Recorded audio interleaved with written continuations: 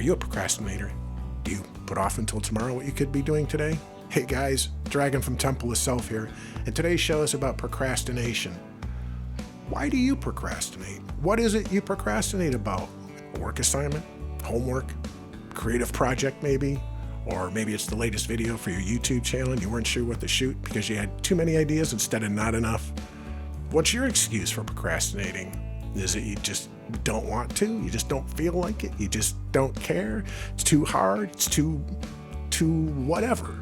I'd love to hear about it. Put it down in the comments below and let me know what your favorite excuse is to use to procrastinate. And get ready to lose it because I'm going to give you 5 habits to overcome procrastination. Are you ready? Let's go! As soon as I beat Diablo 4, I'll be right back in about 100 hours. 5 habits to overcome procrastination. Overcoming procrastination can be challenging, but with the right strategies, it is possible to develop more productive habits. Here are 5 habits to help you overcome procrastination. Number 1, set clear goals. Clearly define your goals and break them down into smaller, manageable tasks.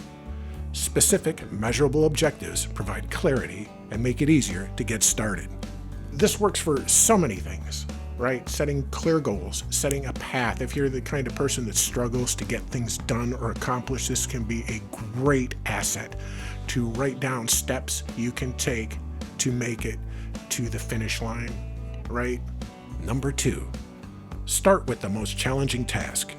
Tackle the most challenging or important task first when your energy and motivation levels are typically higher. By completing the most demanding task early on, you'll reduce the likelihood of procrastinating or feeling overwhelmed. I do this a lot. It's something I learned over the years. Just get the hard part out of the way, Eat the vegetables first if you don't like vegetables on your plate, you know what I'm saying? Get the one that's the most difficult for you done when you have the most energy and the most drive available to do that tasks, and it will just make it that much more manageable. Number 3, practice the 2-minute rule. If a task takes less than 2 minutes to complete, do it immediately instead of putting it off. This habit prevents small tasks from accumulating and helps maintain momentum in your productivity. It kind of goes with the doing the hard part first, getting that out of the way, the most challenging task, right? That's a good one. Number 4, break tasks into smaller steps. Break down larger tasks into smaller, more manageable steps. Sometimes procrastination occurs due to feeling overwhelmed by the magnitude of a task. Breaking it down into smaller, actionable steps makes it easier to get started and maintain progress. That's a really good one, especially if it's something like cleaning your room, cleaning the house, you got a huge mess, cleaning out the basement, something like that, something that's just, you look at it and it's just overwhelming. And but if you break it down into smaller tasks, like I'm only going to do this, I'm only going to focus on, say the cleaning example, right? I'm only going to first pick up trash. Anything I notice that's garbage can go right in the trash bag. I'm going to do that first. I'm going to stack, and then it might be I'm going to stack up the books together or similar objects. But I think you get the idea. Just try and break it down into steps instead of seeing the whole project as something that has to be done immediately and right away. Number 5, use accountability. Share your goals and progress with a trusted friend, colleague, or mentor. Having someone hold you accountable can provide motivation and help you stay on track. Yeah, accountability works for me. I forgot to mention this last week during the 12 steps to develop a positive self-image. If you didn't watch that, I'll put a link in the description down below. But I talked about how I do art and I do music for myself as a form of self-care. And I also write, but I found that if I don't have accountability, I don't write as much as when I do.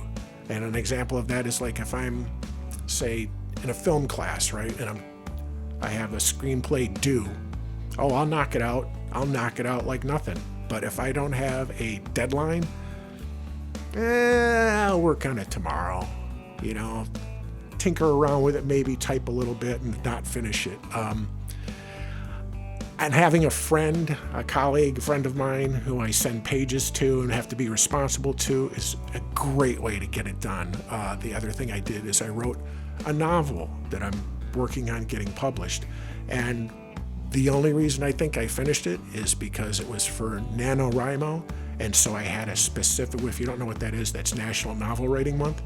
And you have 1 month to write. So there's a window. You don't start before and you stop at the end of the month. And so having that constraint and having that deadline and having that accountability, for some reason, got my butt in the chair in writing, and I was able to complete a novel in the 30 days. So accountability really does work. I highly recommend doing that if none of these other ones are working for you. Remember, overcoming procrastination requires consistency and effort. It may take time to develop these habits, so be patient with yourself and persevere.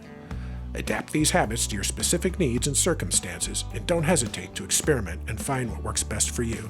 Okay, guys, that's it for this week. Don't procrastinate. Hit that like or subscribe button, and I'll see you next week. Until next time, be selfish.